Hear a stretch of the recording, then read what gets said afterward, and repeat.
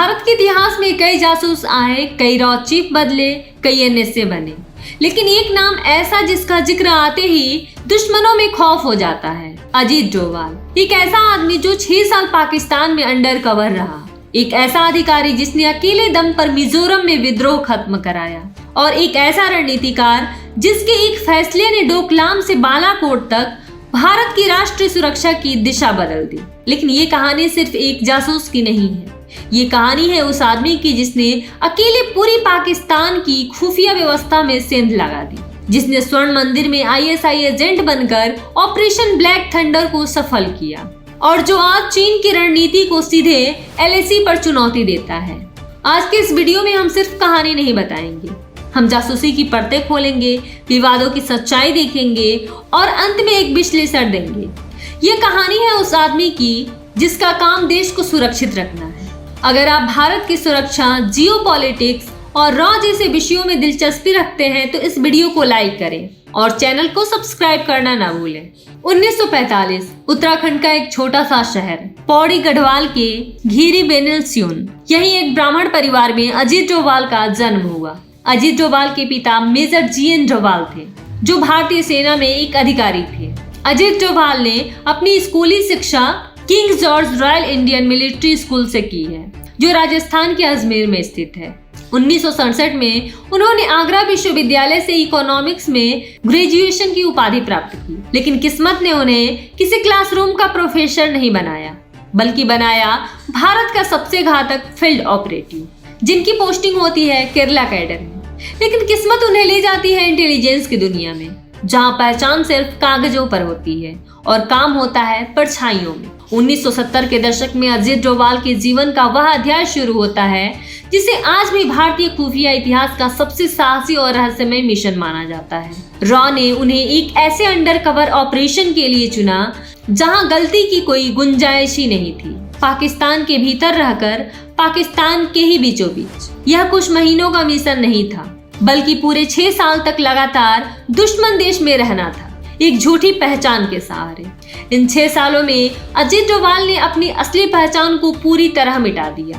वे कभी मौलवी बनकर मस्जिदों में रहे तो कभी साधारण व्यापारी के रूप में आम लोगों के बीच घुले मिले। सबसे भयावह सच यह था कि पकड़े जाने पर भारत सरकार भी आधिकारिक रूप से यह कह देती कि उनका कोई उनसे संबंध नहीं है। इस अंडरकवर मिशन का उद्देश्य सिर्फ जानकारी इकट्ठा करना नहीं था, बल्कि पाकिस्तान की सैन्य सोच, आईएसआई के काम करने के तरीके, भारत विरोधी आतंकी नेटवर्क और घुसपैठ के रास्ते को जड़ से समझना था। अजीत डोभाल ने दुश्मन को दूर से नहीं देखा, बल्कि उनके साथ बैठकर उनकी मानसिकता को पढ़ा, कैसे कट्टरपंथ पनपता है और कैसे साजिशें जन्म लेती हैं। मिजोरम शांति समझौता अजीत डोभाल के करियर का वह अध्याय है जो यह साबित करता है कि राष्ट्रीय सुरक्षा सिर्फ बंदूक और सेना से नहीं, बल्कि भरोसे और बातचीत से भी हासिल की जाती है। 1960 से 70 के दशक में मिजोरम उग्रवाद की आग में जल रहा था। मिजो नेशनल फ्रंट यानी एमएनएफ, तो वहीं अजीत डोभाल की एंट्री होती है। उन्हें मिजोरम भेजा जाता है। डोभाल बिना हथियार, बिना सुरक्षा काफिले के सीधे विद्रोह के कैंप तक पहुंचते हैं। यह कदम अपने आप में बेहद ही जोखिम भरा था। अजीत डोभाल ने विद्रोहियों से सत्ता या कानून की भाषा में बात नहीं की। उन्होंने यह भरोसा दिलाया कि अगर एमएनएफ हिंसा छोड़ेगा तो भारत सरकार उन्हें दुश्मन नहीं, बल्कि सम्मान के साथ राजनीतिक प्रक्रिया का हिस्सा मानेगी। एमएनएफ ने हथियार छोड़े, लोकतांत्रिक राजनीति में शामिल हुआ और मिजोरम धीरे धीरे उग्रवाद से निकलकर भारत के सबसे शांत और स्थिर राज्यों में शामिल हो गया।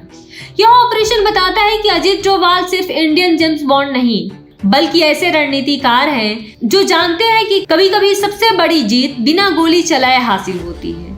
1988 operation black thunder Ajit Doval के करियर का सबसे खतरनाक और रणनीतिक अध्याय माना जाता है। 1980 के दशक में पंजाब उग्रवाद की आग में जल रहा था। खालिस्तानी आतंकी संगठनों ने दोबारा स्वर्ण मंदिर परिसर में अपना गढ़ बना लिया था। यही अजीत डोभाल को मिशन सौंपा गया। मंदिर परिसर के अंदर रहकर अजीत डोभाल ने आतंकियों की संख्या, हथियारों की स्थिति, बंकर और स्नाइपर पॉइंट्स की पूरी जानकारी इकट्ठा की। इस खुफिया इनपुट के आधार पर ऑपरेशन ब्लैक थंडर लॉन्च किया गया। यही वजह है कि ऑपरेशन ब्लैक थंडर को भारत के इतिहास का काउंटर टेररिज्म ऑपरेशन माना जाता है और अजीत डोभाल को नाम मिला सुपर स्पाई ऑफ इंडिया। 2014 में जब अजीत डोभाल को भारत का नेशनल सिक्योरिटी एडवाइजर नियुक्त किया गया तो यह सिर्फ एक पद नहीं था, बल्कि भारत की सुरक्षा नीति में एक निर्णायक मोड़ था। 2016 में उरी आतंकी हमले के बाद अजीत डोभाल की रणनीति सोच के तहत सर्जिकल स्ट्राइक को अंजाम दिया गया। 2019 में पुलवामा हमले के बाद अजीत डोभाल की रणनीति और भी स्पष्ट रूप से सामने आई। बालाकोट एयर स्ट्राइक के जरिए भारत ने पहली बार पाकिस्तान की सीमा के भीतर घुसकर जैश-ए मोहम्मद के आतंकी ठिकानों को निशाना बनाया। इसी तरह डोकलाम स्टैंड ऑफ के दौरान चीन के साथ टकराव में अजीत डोभाल की स्टैंड फर्म रणनीति सामने आई। इस दौरान एनआईए, रॉ और आईबी जैसी एजेंसियों को कोऑर्डिनेटेड फ्रेमवर्क में लाना, आतंकी फंडिंग तोड़ना और इंटरनल सिक्योरिटी ग्रिड को मजबूत करना, ये सब अजीत डोभाल की कार्यशैली की पहचान बने।